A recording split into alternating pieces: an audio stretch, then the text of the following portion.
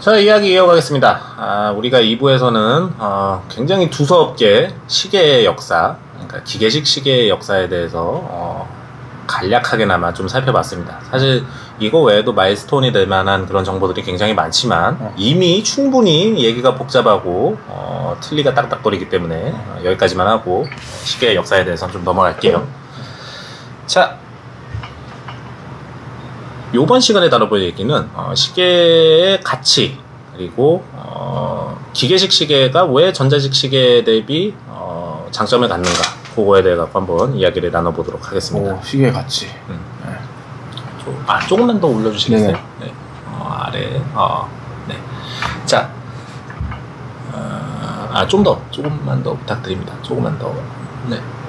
제가 이거를 그 자료를 이제 긁어와가지고서는 그거를 이제 바탕으로 설명을 드리는 거라 가지고 이렇게 슬쩍슬쩍 보면서 이렇게 좀 말씀을 드릴게요. 맞습니다. 다 외울 수가 없어요. 이거는 제가 책 쓰는 줄 알았습니다. 다 외울 수는 없습니다. 네. 자, 전자식 시계라는 게 이제 등장을 합니다. 이제 20세기 중반을 넘어서면서 이제 전자식 시계가 등장을 하는데, 이게 전자식 시계를 살피기 위해서는 그 2부에서 말씀드렸던 이제 그 시계의 어떤 그 구조 안에서 이제 큰 틀이 되는 이제 두 개에 대해 가지고선 좀 살펴볼 필요가 있어요. 동력원과 그리고 계측 방식, 이제 이 두 가지 측면에서 이제 좀 볼 필요가 있는데, 자, 일단 계측원, 그러니까 계측 방식에 대해 가지고선 이제 좀 살펴볼게요. 이제 계측 방식이, 그러니까 시간이라는 것은 엔트로피가 이제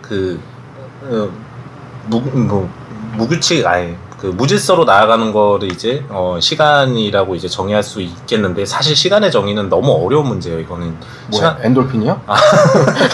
그러니까 시간이란 게 무엇인가, 이거를 설명하는 건 너무 어려운 문제예요. 이건. 그런데 그냥 인간은 임의대로 이렇게 시간이라는 것을 설정했고, 그 설정의 기준이 되는 것은 이제 엔트로피라는 것이 무질서로 나아가는 것을 의미합니다. 사람이 통제할 수 없는 유일한 것이 시간이 아닐까. 성철 스님인 줄 알았어요. 통제할 수 없는 거 많지, 뭐 돈이라든지 뭐.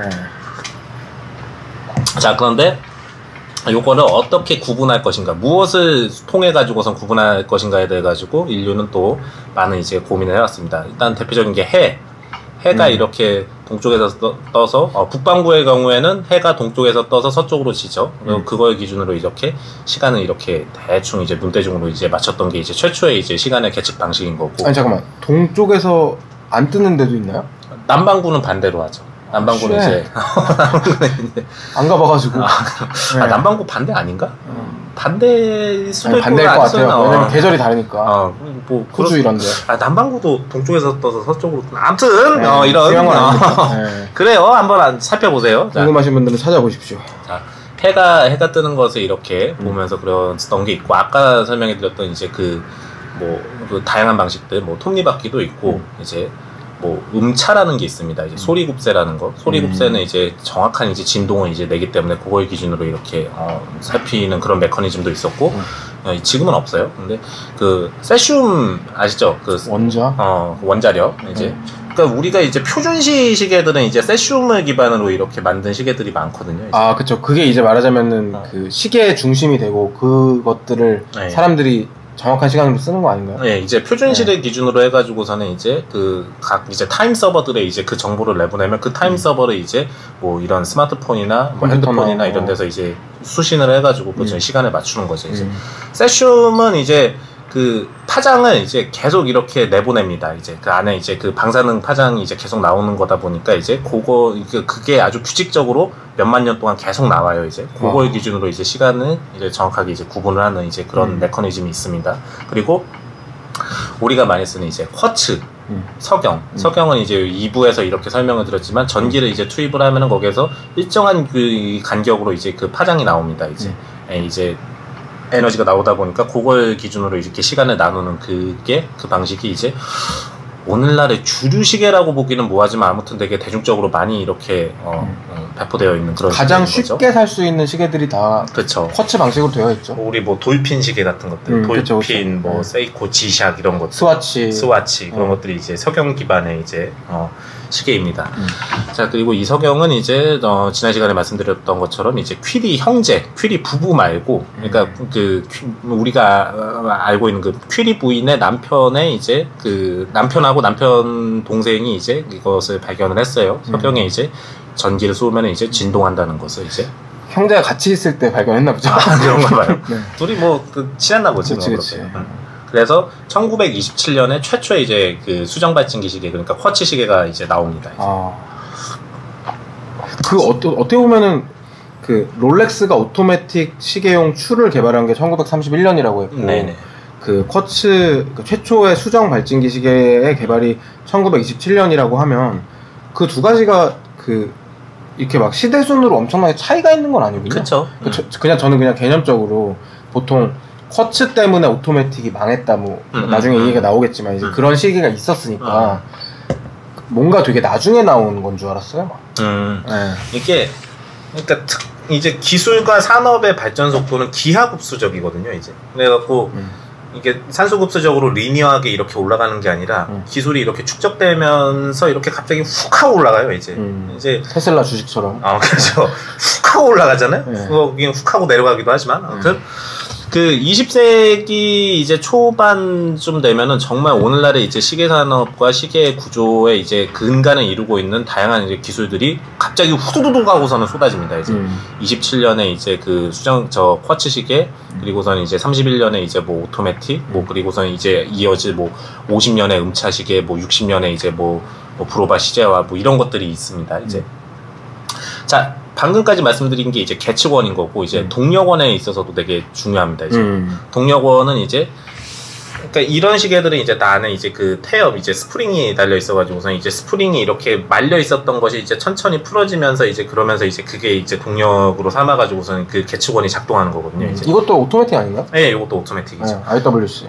오토매틱 안에 그 추가 이렇게 흔들리면서 스프링을 감으면은 그 스프링이 이제 탈진기를 통해 가지고서는 정확한 이제 간격으로 이제 풀어지면서 그러면서 이제 시계가 이제 돌아가게 되는 이제 그런 메커니즘인 거예요. 근데 요거가 이제 전통적인 이제 기계식 시계의 이제 어떤 동력원이라면은 그 전에도 동력원이 있었죠. 인력, 수력, 추력 이런 것들이 있었습니다. 네, 근데 어떤 기계식 시계의 전통적인 방식이 이거라고 하면은 이제 배터리가 이제 20세기에 들어와가지고 이제 등장합니다. 근데 배터리를 소형화시키는 데 시간이 되게 많이 걸렸죠. 그렇죠. 이게 배터리라는 개념은 사실 옛날에 그 고대 그 알렉산드리아에서도 있었어요. 맞아요. 저도 본 것 같아요. 그거를 뭐에 썼는지는 모르겠는데 아무튼 그런 이제 전기를 모았다가 이제 풀어낸다라는 그런 개념은 옛날에도 있었고, 최초의 자동차들 전기를 쓰지도 않는 사람들이 그러니까 그걸 뭐에 썼는지 모르겠는 거야. 오버 테크놀로지. 그렇습니다. 성호형이 여기 있어야 되는데. 그건 또 여기 또 그거 한참 나오지. 그러면 또. 네, 그랬는데 최초의 차들도 전기차들이 있었어요. 그래갖고 전기차가 나중에 최근 들어갖고 나온 그런 차가 아니라 옛날에 아주 옛날의 차들, 그러니까 막 메르세디 벤츠가 이제 초기에 이제 차 만들고 그럴 때 전기차를 만들고 그랬었거든요. 근데 다만 그거를 사람이 휴대할 만큼 소형화시키는 게 그게 어려웠었던 거예요. 그렇죠. 석유를 쓰는 게 훨씬 나은 방법이었죠. 그렇죠. 그래서 북한에서는 아직도 그거 장작되는 차 있고 그렇거든요. 이제 장작의 힘으로 가는 거예요. 이제.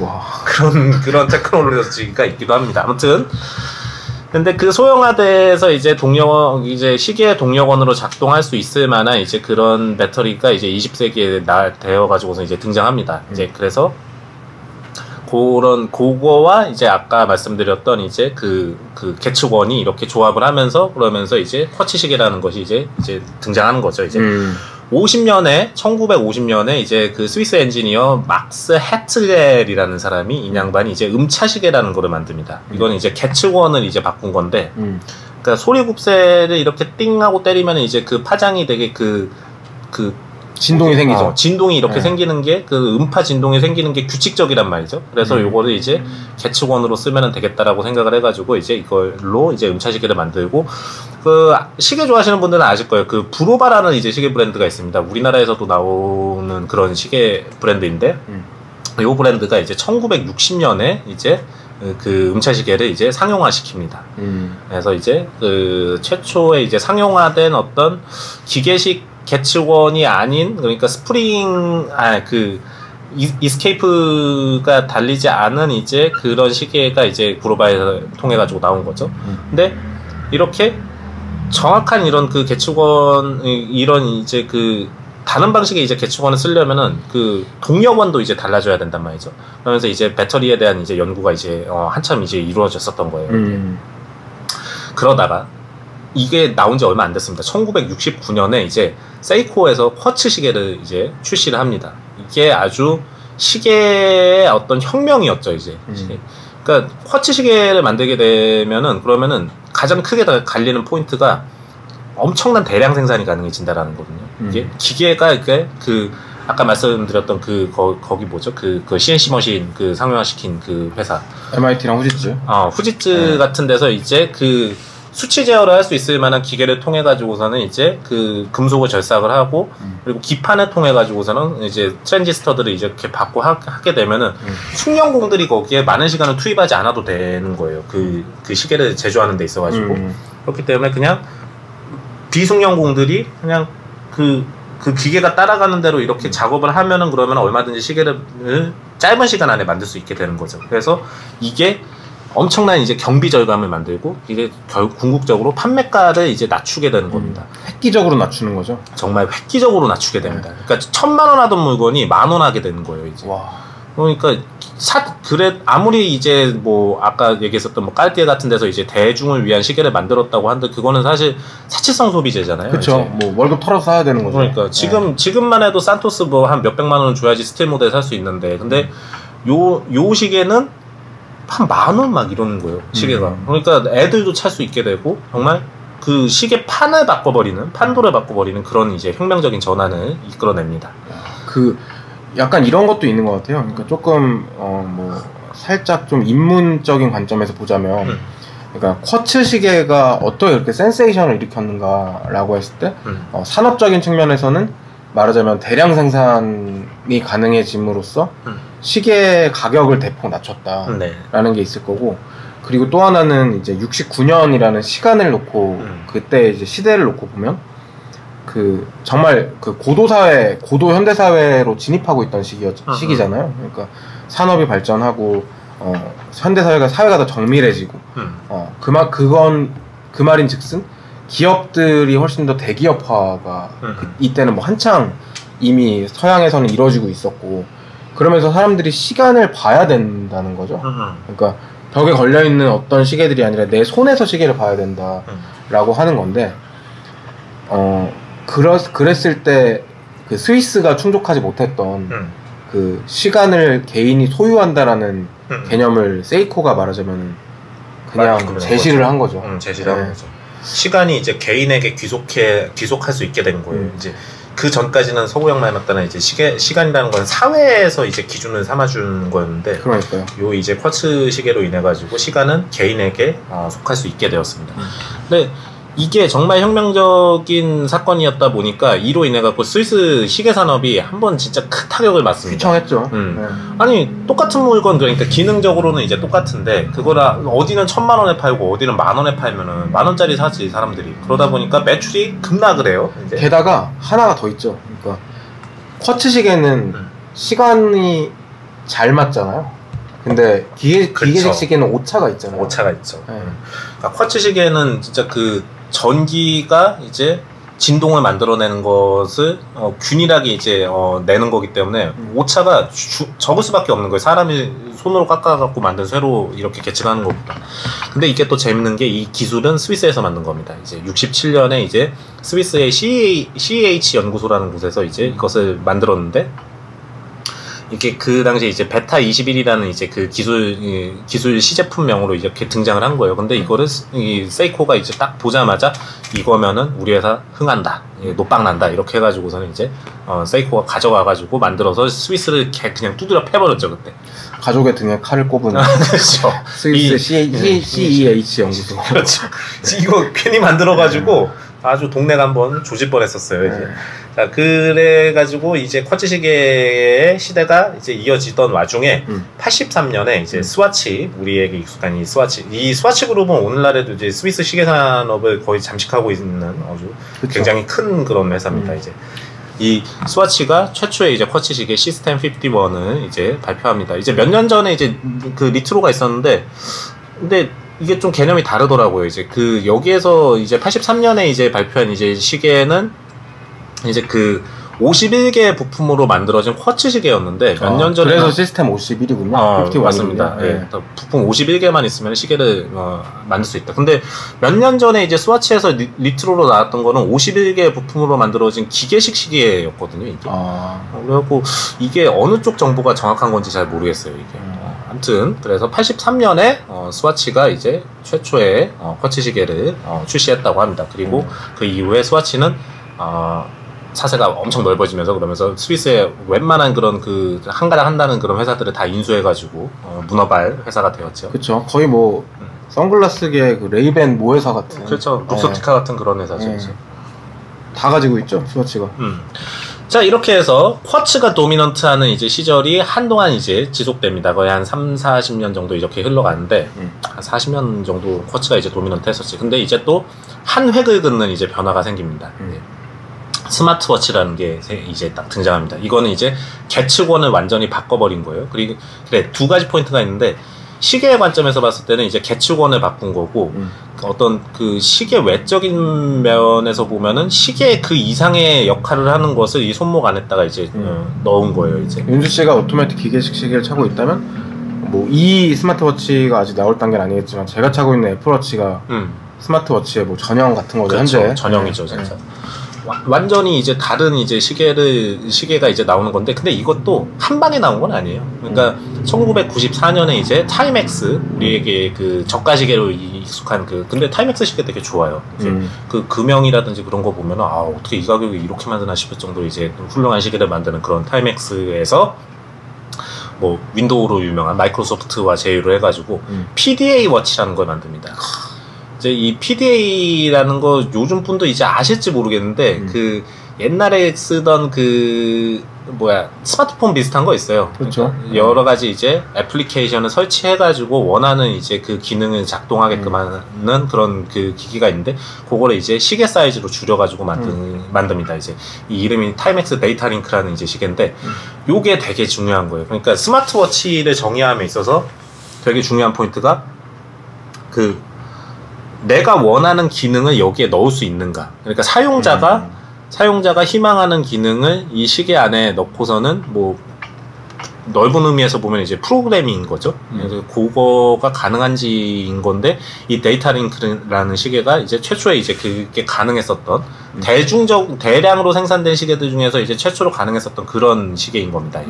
이제 94년에 이것이 나오고요. 그리고 그 이후에는 이 개념이 약간 한동안 좀 정체됐었어요. 왜냐면 일단 너무 고가기도 하고 이렇게 만드는 게 너무 고가기도 하고 그 당시 사람들이 이 정도까지의 기능을 필요로 하지 않았었던 게 있죠.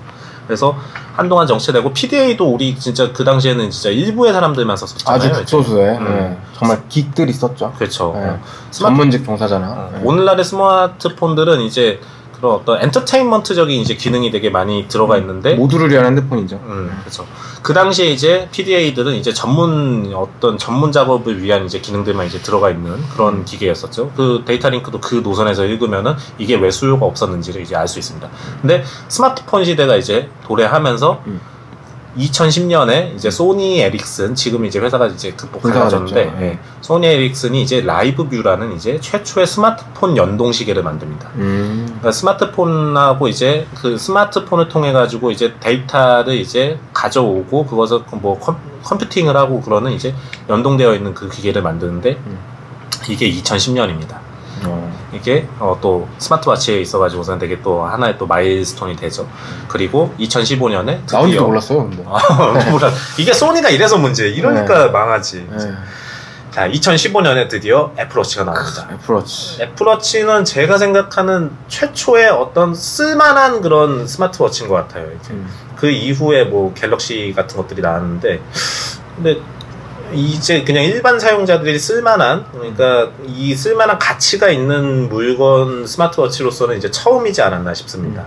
사실 그 애플워치가 2015년에 나오긴 했지만 그 당시가 이제 일종의 그 웨어러블 디바이스가 네. 미래다. 이제 기업들의 미래다. IT 기업들의 미래다라고 해서 그 전에 여러 개가 많이 나왔어요. 네, 사실 삼성에서도 먼저 만들었고 애플워치보다.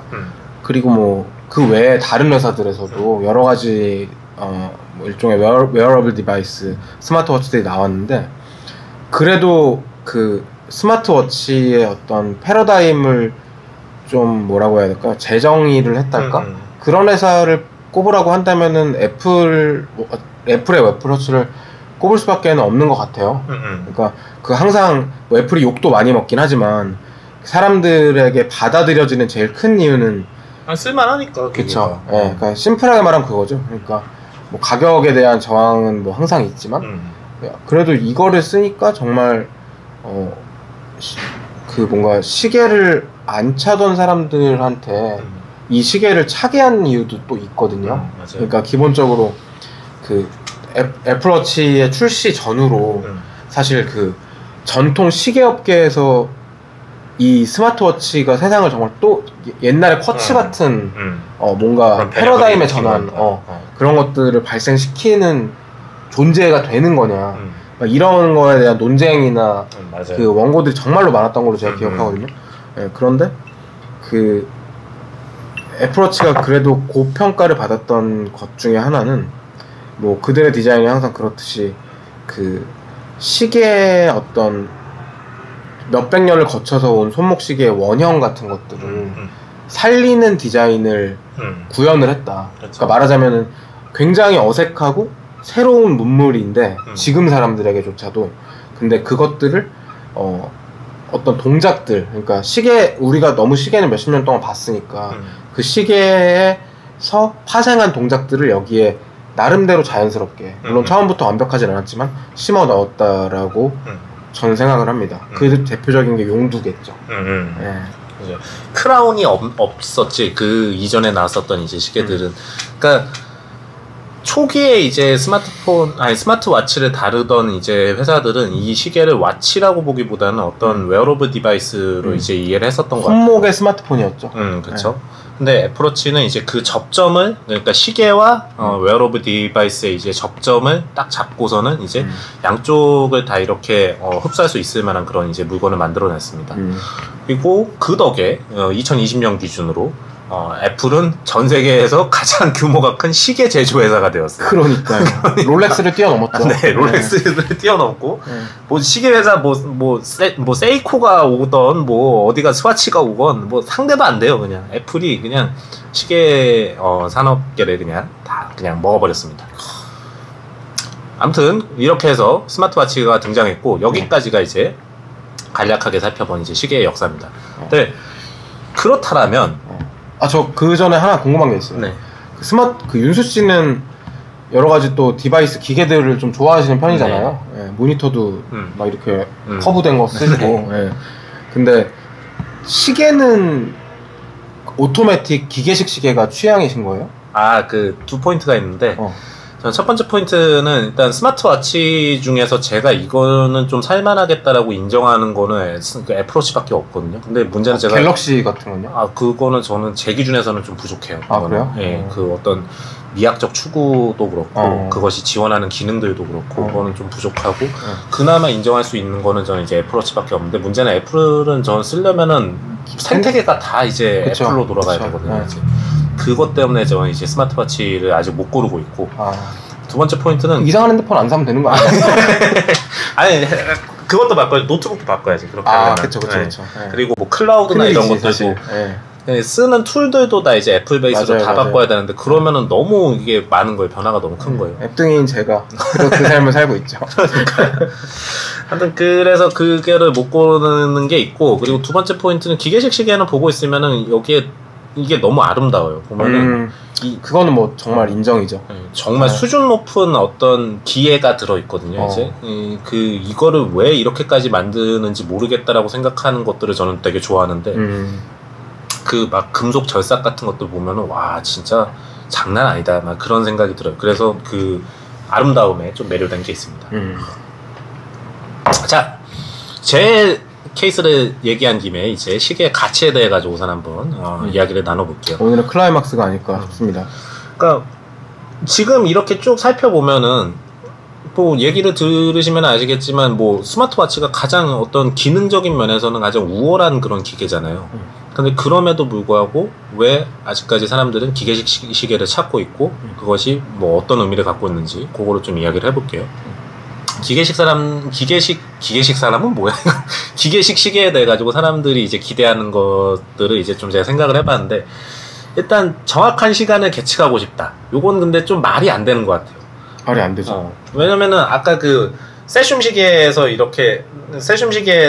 그 타임 서버로 이렇게 내보낸 정보를 수신해 가지고선 시간은 이제 계속 이렇게 정확하게 이제 일치하게끔 만드는 이런 스마트 시계라든지 뭐 아니면은 그냥 그 시간은 사람이 이제 손으로 맞춰야 되지만 그 진동 주기라든지 그 계측원의 이제 품질이 훨씬 더 뛰어난 쿼츠 시계에 비해 가지고 그 이런 기계식 시계는 이 안에 이제 그 금속의 어떤 상황에 따라 가지고서는 얼마든지 시간이 이렇게 틀어질 수 있을 만한 여지가 있단 말이죠, 이제. 그래서 실제로 뭐 기계식 시계들은 하루에 오차가 2, 3초 정도는 나는 건 그냥 기본으로 깔고 가는 거예요. 그렇죠. 그거를 막 더 억제시키는 시계도 있지만, 근데 그거를 더 억제시킨 시계들은 가격이 또 엄청나게 비싸요. 막 2천만 원 이렇단 말이죠. 그렇다면 정확한 시간을 보고 싶어가지고 그런 건 아니야. 그냥 대략적인 시간만 주어진다고 하더라도 기계식 시계를 소비하는 사람들은 그냥 만족하는 것 같아요. 왜냐면 스마트폰이 있으니까. 그렇죠. 네. 스마트폰이 있으니까. 그렇다면 이제 두 번째 포인트 이제 심미적인 충족. 이제 아름다움에 대한 이제 추구인 거죠. 이제 이게 제가 이 기계식 시계를 아직 차고 다니는 그런 이유인 겁니다. 이 시계를 보면은 너무나 아름다워요. 이제 이게 인간이 손으로 이 정도까지 아름다운 것을 만들어내는구나 그런 이제 만족스러움이 있죠. 기본적으로는 이제 CNC 머신으로 이제 다 가공을 해가지고 나오는 거지만 그거를 이제 이게 시계 제조사들은 이제 다 이제 핸드 피니싱을 해가지고 손으로 이제 다 이제 다듬어가지고 이래갖고 조립을 하죠. 이제. 자, 이 심미적 충족이 저는 되게 큰 요인을 차지하는 것 같고 사람들이 이제 기계식 시계를 고르는 이유에 있어가지고서는 되게 큰 효과를 내는 것 같고 사실 이게 또 이 다음 거가 되게 좀 큰 영향을 끼치는 것 같아요. 어찌되었건 비싸고 사람들이 이게 비싸다는 걸 알고 너무 비싸. 그리고 사람들한테 자랑할 수 있잖아요. 이제. 뭐 우리 그 힙합 하는 사람들이 좋아하는 뭐 롤렉스나 뭐 요즘에는 리차드 밀을 많이 이렇게 또 사람들이 이제 차고 다니는 거를 이제 막 자랑하고 그러죠. 비싸다라는 것이 이제 사회적인 인식이 심어져 있다 보니까 그거를 이제 사람들한테 이제 자랑하기에 좋은 거예요. 이제 사람들도 진짜 과시욕이 다들 있잖아요. 이제 일종의 뭐 신분이라고까지 말하는 건 조금 우스울 수도 있지만 그 사회적 어떤 위치를 나타내는데 시계가 쓰인다는 건 부인할 수는 없죠. 가령 뭐 수트, 구두, 시계, 뭐 자동차 몇 가지 그 존재들이 있잖아요. 오디오는 갖고 다닐 수는 없으니까. 그치, 이렇게 붐박스 이렇게 들고 다닐 수는 없으니까. 그러니까 어떤 장신구의 역할로서 이제 그 시계가 작동하는 거죠. 이제 제가 근데 그 프레임을 좀 깼었던 순간이 있었는데 한 10몇 년 전쯤에 이제 제가 도쿄에서 지하철 타고 가는데 사람들이 이렇게 시계가 어쩌다가 눈에 들어와가지고 보니까 지하철에 탄 사람들이 기본적으로 다 막 오메가 같은 걸 차고 있는 거예요. 아, 걔네 명품병 걸려서. 그래서 아니 여기는 확실히 일본이 그 시절 일본은 좀 잘 살았지. 그래서 일본이 잘 살긴 잘 사는구나. 지하철 탄 사람들도 다 이런 거 차고 있구나 그런 생각을 했었죠. 한 달 동안 택시 타고 다니면 그 오메가 시계 가격만큼 나오거든요. 아, 맞습니다. 한 달 동안 택시 타면 하루에 2만 원씩만 잡아도 한 달에 60이잖아요. 1년이면 720이잖아요. 오메가 시계 차지 그러면. 자, 아무튼 요런 정도의 이제 시계를 찾는 이유가 있는 것 같고 그렇다면은 기계식 시계는 어떤 그런 특별한 어떤 특장점이 있기에 이제 사람들이 이제 이것의 가치를 이제 부여할 수 있는가?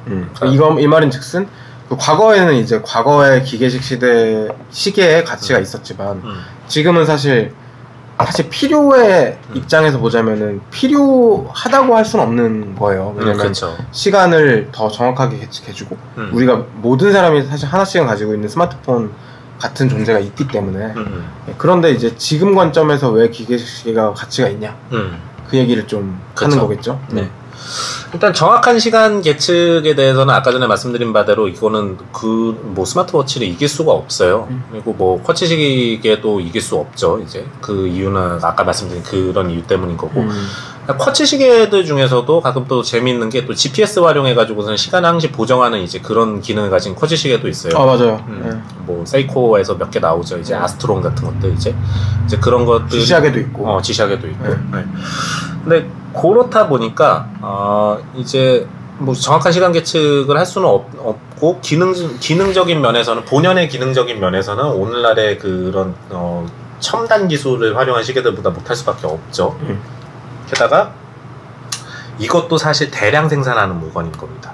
그러니까 뭐 기계식 시계라고 하더라도 뭐 소수만 이렇게 누린다든지 그런 건 아니에요. 사실 그 전 세계적으로 치면은 그래도 한 몇백만 명 정도는 이제 기계식 시계를 차고 있지 않을까 싶어요. 그렇겠죠. 우리나라에 이제 그 뭐 롤렉스 이제 스틸 모델 들어오면은 뭐 사지도 못하잖아요. 그러니까요. 그렇게 수많은 왜 나오는 거야? 사지도 못하는데. 광고는 왜 해? 그거는 팔지도 않았면서 이제. 이제 그렇게 많은 사람들이 이제 기계식 시계를 쓰고 있기 때문에 이거는 뭐 희소성이라든지 뭐 남들이 하지 못하는 거를 내가 하고 있다라고서는 그렇게 생각하기도 약간 좀 모자라요. 뭐 그렇게 생각하실 수도 있겠지만 제가 보기에는 좀 그거는 좀 그런 면에서 이제 포인트를 잡으면 안 될 것 같다. 그리고 그렇기 때문에 남은 것은 그래도 어떤 그 심리적인 충족밖에 없지 않나. 이게 뭐 보다 정확한 기능을 내는 것도 아니고 그렇다고 뭐 이게 엄청난 가치를 가지고 있는 것도 아니고 그렇기 때문에 그냥 그 산 사람이 만족하게끔 할 수 있을 만한 그런 가치를 부여하는 것 외에는 뭐 특별한 그런 그 기계식 시계만의 장점이 있는 것 같지는 않다라는 그런 생각을 합니다. 뭔가 기계식 시계를 생각했을 때 사람들이 저걸 왜 사는 걸까라는 그런 고민을 했던 적이 있을 것 같아요. 있죠. 그때 내린 답은 뭐였어요, 이제? 그러니까 저는 그 시계 같은 경우가 어떤 면에서 패션의 관점에서 보자면 어떤 면에서 좀 스니커나 가방이랑 되게 비슷한 것 같아요. 비슷한 면이 있는 것 같아요. 전혀 다른 존재이긴 하지만, 그러니까 말하자면 일종의 이너서클이라고 할까요? 그러니까 그 브랜드의 제품의 가치를 알고 있는 사람들한테는 그거를 소유하거나 구매해야 하는 어떤 원동력 같은 것들이 굉장히 중요한 거죠. 대표적인 게 사실 롤렉스잖아요. 네, 그러니까 롤렉스를 모르는 사람이 있을지는 모르겠지만 어쨌든 간 관심이 없는 사람들한테는 그냥 뭐 시계 A나 시계 B가 될 수도 있지만 그렇죠. 사실 그 롤렉스가 전 세계적으로 아주 커다란 그 가치를 인정을 받고 있고 또 뭐 사람들이 흔히 얘기하는 뭐 누가 1등이냐 뭐 이런 얘기하면은 뭐 항상 논쟁은 벌어지지만 애플이지. 근데 실제로 어떤 뭐 환금성이라든지 여러 가지 충족해주는 요소들이 많고 그리고 롤렉스는 굉장히 좋은 그 시계를 만드는 기술을 또 저는 뭐 100% 아는 건 아니지만 보유하고 있다고 알고 있어서 뭐 그런 부분들 말하자면은 그 가치를 인정하는 사람들이 굉장히 넓게 퍼져 있고 그 사람들 사이에서 아 이거를 가지고 있는 것들이 어떤 사람한테는 삶의 목표일 수도 있는 거예요. 그렇기 때문에 예물시계 같은 거를 하는 거잖아요. 네. 좀 특별할 때 구매하는 거죠. 말하자면 매일 살 수 있는 뭐 생수병 같은 건 아니니까. 그러니까 이 가치가 나에게도 만족을 주고 다른 사람 그 가치에 대해 갖고 이해할 수 있는 사람들과 함께 뭐 그것에 대해 가지고서 같이 이렇게 공유할 수도 있고 그런 게 있죠. 네, 그래서 그 개인적인 관점에서는 그러니까 저는 기계식 시계를 차고 다니지는 않아요. 지금은 그 뭐 매일 애플워치만 찬지 뭐 애플워치 나오자마자 샀으니까 2015년부터는 애플워치밖에 안 찼습니다. 근데 그 전에는 사실 소소한 뭐 그런 그 시계들을 종종 바꿔가면서 차긴 했어요. 저는 시계는 차고 다니는 스타일이었기 때문에. 근데 뭐 패션 브랜드에서 쿼츠 시계 같은 것도 사보고 뭐 여러 가지 뭐 작은 싸구려 세이코 뭐 오토매틱 같은 것도 7만 원짜리도 사보고 뭐 그랬는데 그 롤렉스는 사실 하나를 사고 싶다라는 생각이 드는 몇 안 되는 시계 중에 하나긴 해요. 네, 그러니까 저는 그 정말 수많은 기계식 시계 브랜드가 있잖아요. 네, 근데 뭐 다 각자 나름의 예쁨이 있는 것 같아요. 네.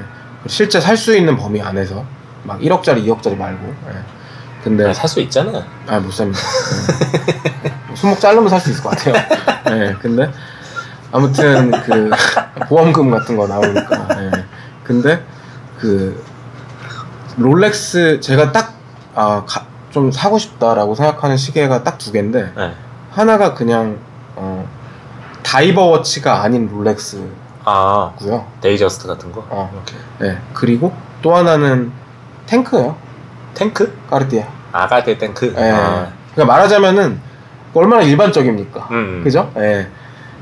근데 그 두 개를 왜 그 두 개일까? 왜 IWC도 아니고 뭐 다른 것도 아니고 오메가 시메스터도 아니고 왜 그 두 개일까 했을 때는 결국 저도 아까 전에 얘기했던 그런 사회적인 어떤 그 소속감을 시계로 표출하고 싶어하는 심리를 가지고 있는 거죠. 그래도 누가 좀 딱 보고선 바로 알아볼 수 있을 만한 그렇죠. 그런 거. 네. 왜냐면 저는 그러니까 제가 옷을 사거나 뭔가를 살 때는 그거랑 반대로 행동하거든요. 맞아. 네.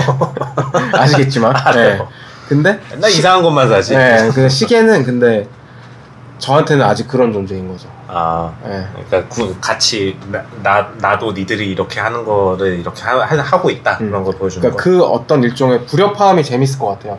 만약에 막 옷은 막 누더기 같은 걸 입고 있는데 시계는 뭔가 제가 그 백화점이나 어디 고급 레스토랑 같은 데 갈 때 그러고 가거든요. 막 거적대기 같은 거 뭐 그루브라인 같은 거 입고서는 그러고서는 이제 가는데 그게 좀 재밌어요. 그러면 사람들이 뭔가 딱 보는 그 느낌도 있을 것 같아요. 그지 새끼 보듯이 이렇게 보는데 이제 딱 들어가가지고서는 근데 그런 거 거적대기 입고 갈 때는 내가 뭔가를 비싼 거를 사겠다라는 그런 확신이 있을 때 그럴 때 그 거적대기를 입고 가거든요.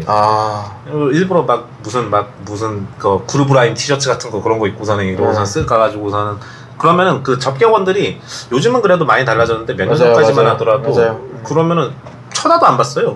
그랬는데 그래서 가가지고서는 여기 있는 거 한 500만 원짜리 이렇게 사가지고 나오면 그러면 그때부터 좀 재밌죠. 그러면 그 상황이 되게 재밌어지지. 그죠. 아무튼 그렇습니다. 그렇게 어떤 소속감을 자랑할 수 소속감을 가지게끔 할 만한 그런 장치가 되기도 하죠. 시계는. 저는 이제 그냥 개인의 관점에서 이 기계식 시계 근데 발음 되게 어렵네요. 기계식 시계. 네. 기계식 시계에 대해서 약간 얘기를 하자면 롤렉스나 뭐 까르띠에를 얘기한 적 있나 방송에서 모르겠다. 그러니까 저는 제 탄생년에 시계를 가지고 싶다는 생각은 해요. 빈티지로. 그렇죠. 네. 그러니까 새 것을 사는 것도 물론 좋겠지만 혹은 뭐 민트 컨디션의 중고를 사는 것도 좋겠지만은 말하자면 80년대 초반에 나온 시계를 뭐 그걸 근데 그때 나왔는지 뭐 보증서 같은 게 다 있어야겠죠 사실은. 그래서 그런 종류의 시계가 있으면 하나 정도 사보고 싶다.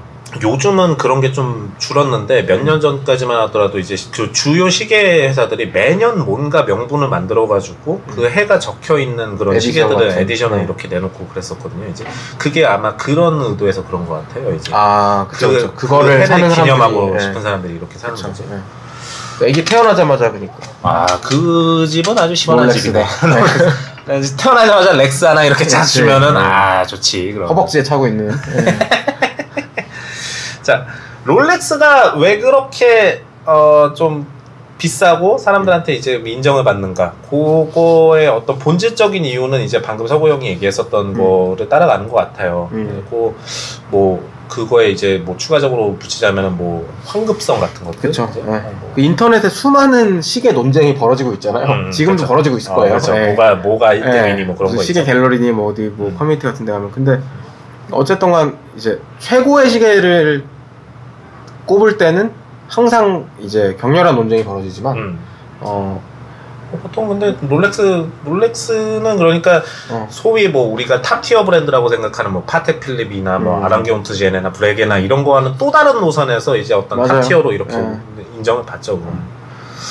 저 이거 살 때만 하더라도 그 IWC하고 롤렉스하고 그레이드가 좀 비슷했었는데 근데 지금은 씨발 격차가 이만큼 나 있어요. 이거 언제 샀는데요? 요거 한 4년 정도 됐죠? 4년 정도 전만 하더라도 롤렉스하고 그때만 해도 가격이 비슷했어요. 얼추 비슷했는데 지금 롤렉스 스틸은 가격은 그다지 뭐 그러니까 정상 판매가 자체는 그다지 오르지는 않았지만 씨발 살 수가 없으니까 무조건 프리미엄이 계속 붙는 거잖아요. 그러니까 그게 그런 식이에요. 이제 그 매장의 우수 고객들한테 뭐 평소에 뭐 금통 같은 거 이렇게 좀 이렇게 사는 애들한테 이제 스틸 모델이 들어왔을 때 너 이거 살 거냐고서는 우선 그 제한이 들어가요. 그러면 그런 애들이 그거를 사가지고서는 어디 그 리셀을 하는 거예요. 한 500만 원 정도 더 붙여가지고 이제. 그거 독점 금지법 이런 걸로 좀 때려 넣으면 안 되나? 진짜 너무 사악한 기업이에요. 그러니까 롤렉스 스틸을 사시려면 금통을 미리 사야 돼요. 매장 가가지고 금통을 한 2억에 사가지고서는 이제 그 VIP 고객 리스트에 이렇게 딱 들어가면은 그러면 그때 이제 스틸을 살 수 있어요. 그거 아니면은 애들이 그 앞에 그 주요 롤렉스 매장 앞에는 애들이 막 줄 서고 있거든요, 맨날. 그러다가 이제 그 맨날 가서 물어보는 거야. 오늘 스틸 들어온 거 있어요? 스틸 들어온 거 있어요? 사전에 말해주지도 않으니까. 그 미리 그걸 안 해, 부킹을 안 해줘요.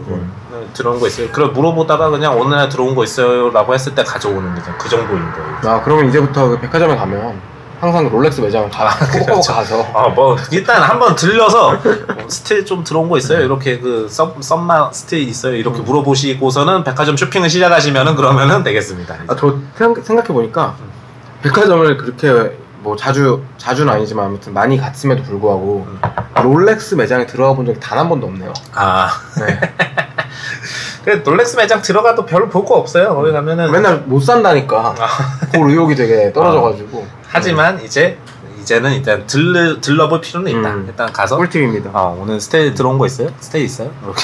저 하나 더 궁금한 게 있어요. 그러면 매장에서 새 제품을 사는 방법이 아니라 사실 그 시계 같은 경우는 빈티지 시계들을 또 구매하는 케이스가 상당히 많잖아요. 네, 롤렉스 오메가 같은 경우도 아주 뭐 인터넷만 찾아봐도 사실 널려 있는데, 근데 이 정보가 너무 많다 보니 이걸 그러니까 내가 어떤 기준을 세우고 이것들을 구매를 해야 되나, 이런 것들이 좀 궁금하달까요?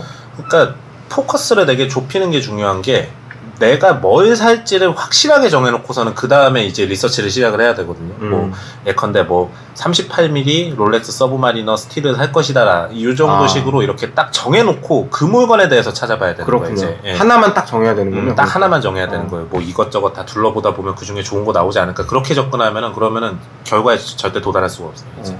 그래서 나는 뭐 IWC 포르투기저 3813 모델을 뭐 살 것이다, 딱 이런 식으로 딱 정해놓고서는 이제 그거 기반으로 이제 리서치를 하는 거예요. 근데 이게 내부 무브먼트의 이제 그 상태가 되게 중요한 거거든요. 사실 그 내부 무브먼트를 어떻게 뭐 수리를 하느냐에 따라 가지고서는 이제 뭐 그 나중에 이제 그 보정 비용이 엄청 많이 발생할 수도 있다 보니까.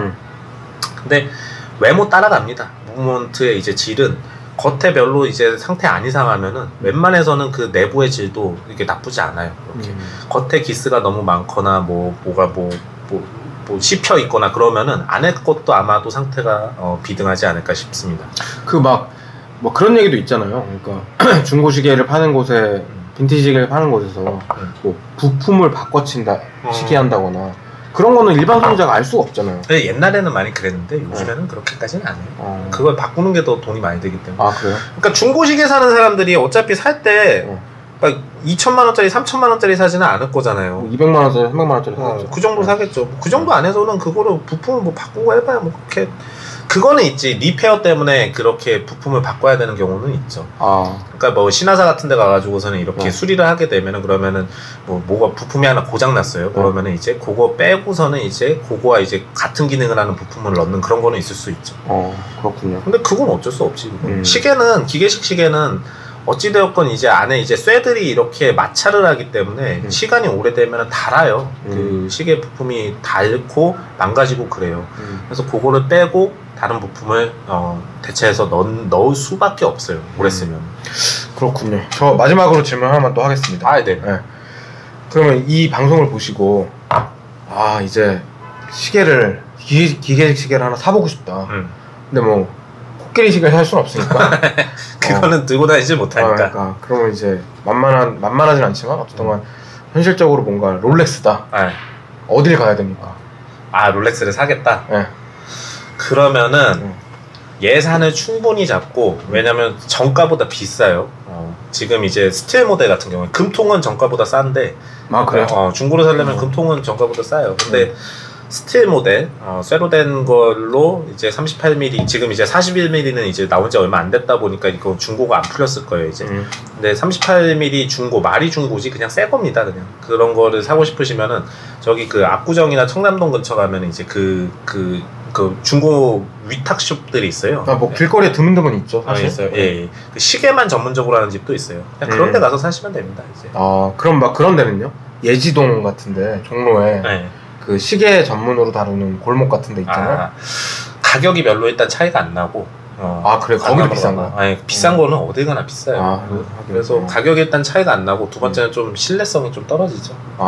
그러니까 님이 그 시계에 대해 가지고서는 굉장히 많이 이제 스터디를 해가지고서는 딱 보고서는 이 컨디션을 알 수 있을 정도라고 하면은 그러면 예지동 가서 사도 돼요. 이제 뭐 세운상가 같은 데 가서 사도 되는데, 근데 그럴 수가 없을 거잖아요, 아무래도. 그냥 호구 잡히게 생겼다. 그래서 갔다가 이제 호구 잡혀가지고서는 이제 막 안에 그, 겉에는 롤렉스인데 안에 그 세이코 들어있고 이런 거 살 수 있단 말이에요, 이제.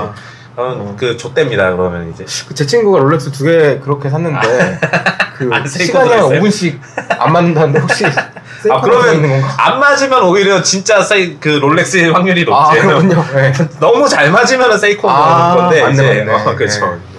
진품 샀네요. 네. 그리고 롤렉스는 그 무브먼트가 그 기계식 시계 치고서는 좀 간단해요. 그 안에 들어있는 게 복잡하지 않아요. 왜냐면은 롤렉스가 가장 중요하게 생각하는 거는 이제 그 신뢰성이기 때문에 그쵸. 잘 고장나지 않고 언제나 이렇게 정확하게 작동한다라는 걸 이제 보여주고 싶기 때문에 복잡한 무브먼트를 만들지 않아요. 여기서 무브먼트는 이제 시계 안에 들어가는 이제 그 부속들을 얘기합니다. 이제. 근데 그러다 보니까 짭이 굉장히 많아요. 근데 그 짭이 퀄리티가 대단해, 보면은.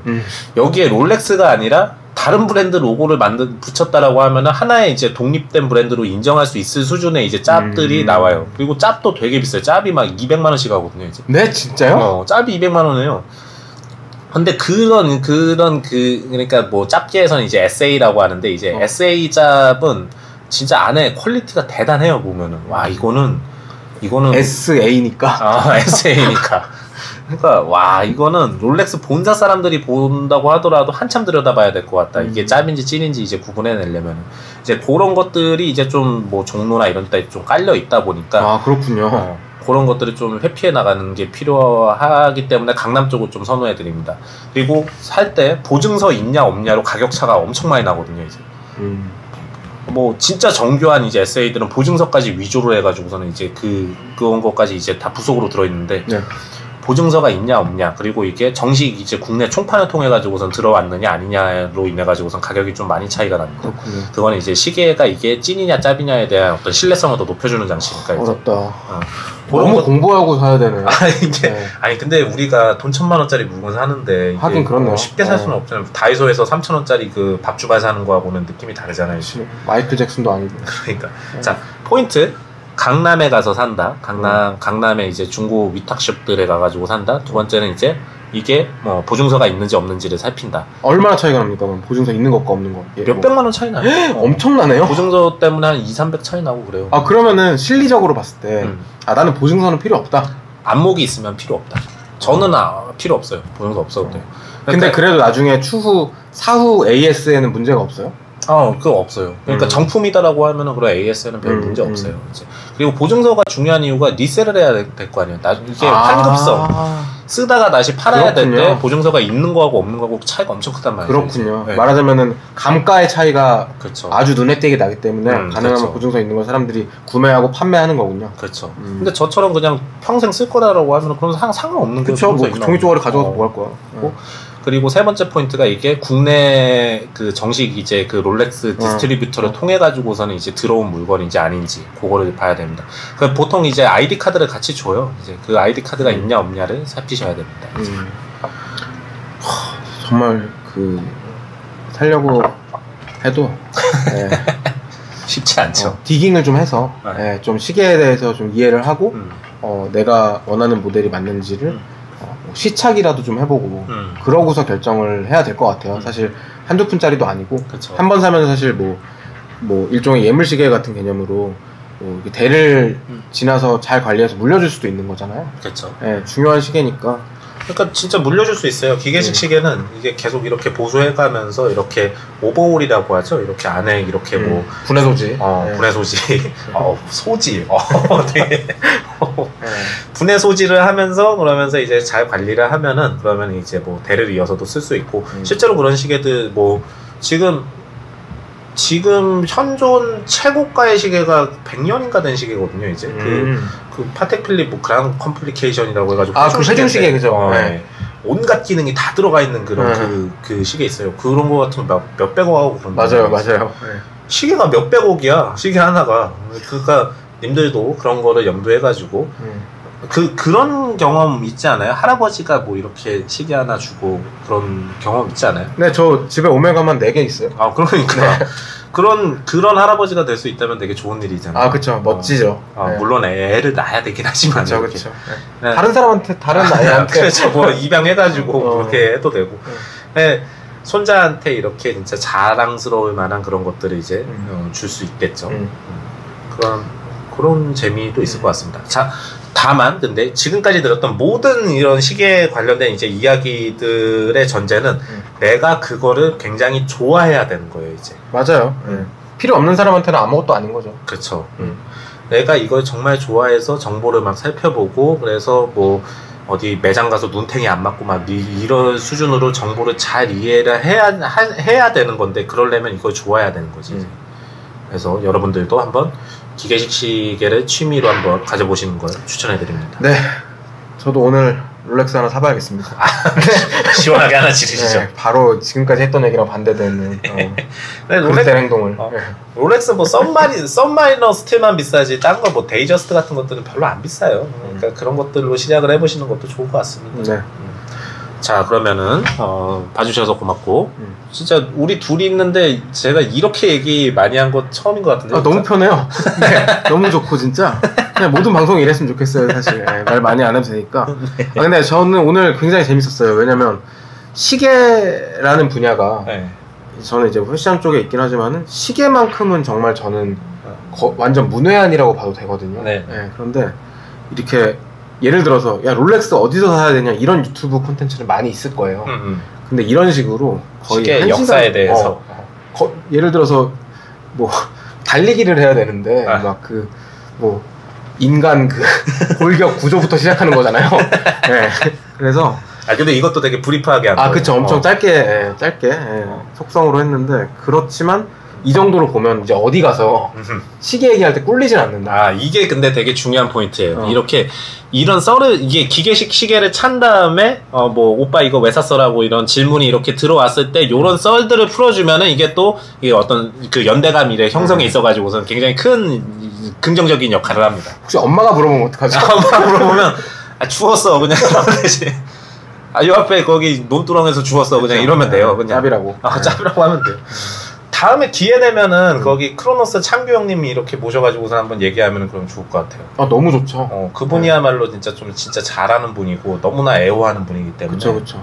지금 제가 이렇게 설명드린 거는 좀 중간에 틀린 내용도 많은 터이고 그런 터이니까 이렇게 너무 이것만 맹신하지 마시고 맞습니다. 꼭 다 교차 검증을 해보세요. 제 얘기 인터넷에 돌아다니는 정보를 신뢰하면 안 됩니다. 창규 형 같은 사람이 와가지고 얘기하면 좀 그래도 정말 유의미한 얘기가 나오지 않을까 싶습니다. 본인의 시계들을 또 가져오셔가지고 이렇게 보여주면 많이 하셨을 것 같긴 해요. 근데 그렇죠. 이미 많이 했죠. 그래도 궁금하네요. 창규 씨 안 뵌 지도 오래됐고. 자, 오늘 얘기는 여기까지입니다. 자, 다음 시간에 또 뵙도록 하겠습니다. 다음 시간에는 이승준, 정성우죠? 그렇습니다. 그 둘은 대체 무슨 얘기를 할까요? 진짜 아무런 내용이 없는 얘기를 하지 않을까. 기대되네요. 기대됩니다. 자, 다음 시간에 뵙겠습니다. 네.